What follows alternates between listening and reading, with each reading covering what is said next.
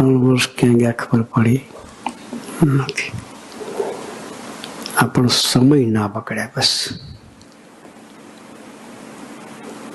એની કાળજી રાખવી છે. સંબંધ કરવા તરફ નજર રાખીને દોડવું છે અને જીવવું છે.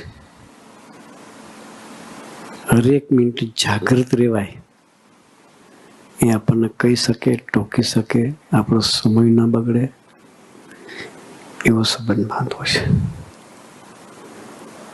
એવો સંબંધ બાંધીએ તો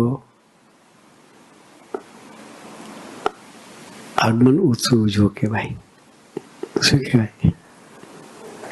આપણે બધાએ દર વર્ષે ઉજવવાના, આપણે મનવાય નથી, પણ જો આપણે જાગૃતતા ન રાખીને સંબંધ બાંધવા તરફ નજર ના રાખી તો ઉજવી કે ના ઉજવી કોઈ અર્થ નથી.